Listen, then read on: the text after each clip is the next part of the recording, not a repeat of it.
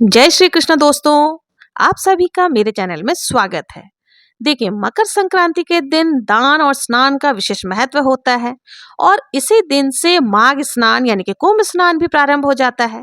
सभी लोगों के मन में यह कामना होती है कि वो भी किसी भी पवित्र नदी, जलाशय या फिर कुंभ स्नान में जाकर के गंगा स्नान कर सके।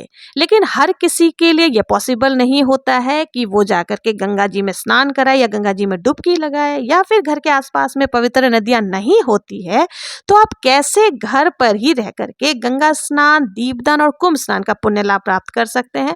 तो आज के वीडियो में मैं यही आपको बताने वाली हूँ। देखिए, मकर संक्रांति के दिन सूर्योदय होने से पहले आपको स्नान आदि कर लेना है। स्नान के बाद जहां भी आपको पूजन करनी है उस स्थान को भी अच्छे से साफ सफाई कर लें और हमें एक चौक पूरना है। आपको जैसे भी चौक पूरना आता है, आप चाहे तो खड़िया से, मिट्टी से, या फिर आप चावल के आटे से या गेहूं के आटे से आप चौक पूर सकती है। तो इस प्रकार से आपको चौक पूर लेना है। चौक पूरने के बाद आपको जो चावल का आटा या फिर आपने जो गेहूं का आटा लिया उससे आपको स्वास्तिक बना लेना है, जैसा भी आपको आता हो। और देखिए, जब भी आप स्वास्तिक बनाते हैं ना तो उनके दोनों तरफ जो लकीरें खींचते हैं वो आपको जरूर से खींचना चाहिए, तभी हमारा जो स्वास्तिक है वो पूर्ण मानी जाती है।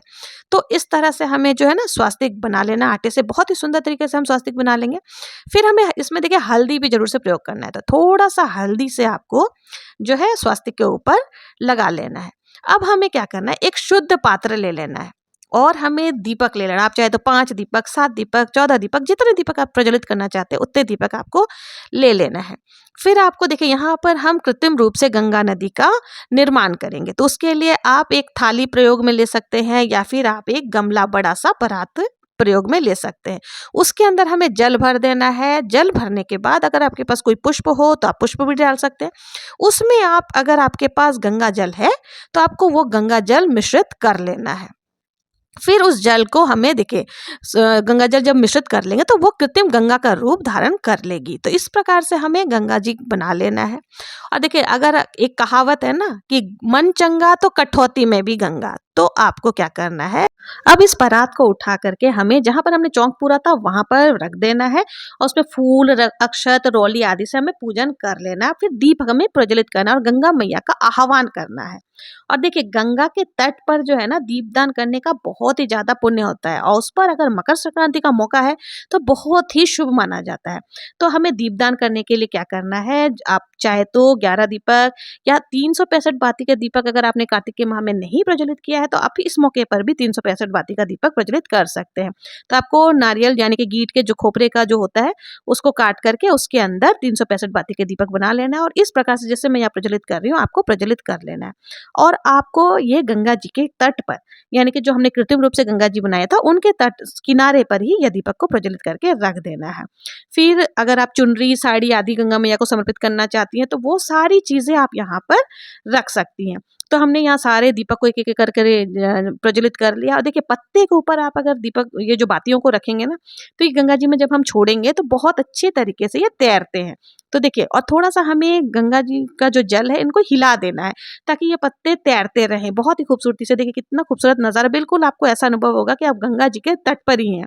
तो इस तरह से आप घर पर भी कृत्रिम गंगा का निर्माण करके गंगा मैया का जो है ना पुण्य प्राप्त कर सकते हैं। बहुत ही प्रेम पूर्वक आपको पूजा कर लेनी है। इसके बाद देखिए, आपको यहीं पर बैठ करके गंगा मैया की कथा का श्रवण भी कर लेना है। कथा का वीडियो आपको मेरे चैनल पर मिल जाएगा। अगर मैं यहाँ कथा सुनाऊंगी तो काफी लंबा वीडियो बन जाएगा। कथा सुनने के बाद हमने जो हाथ में अक्षत या फिर जौ लिया था उसको हमें गंगा जी में ही छोड़ देना है। तो इस प्रकार से जो भी हमने जौ आदि लेकर के कथा सुनी थी उसको गंगा जी में आप विसर्जित कर सकते हैं। इस प्रकार से हमारी जो पूजा है ना वो पूर्ण हो जाएगी। फिर गंगा मैया की आरती अगर आपको आती है तो आरती कर सकते हैं। आरती करने के बाद हाथ जोड़ करके पूजा में रही कमियों के लिए क्षमा याचना कर लेंगे और जो भी हमने भोग प्रसाद आदि यहाँ पर चढ़ाया था उनको हम प्रसाद के रूप में ग्रहण कर लेंगे।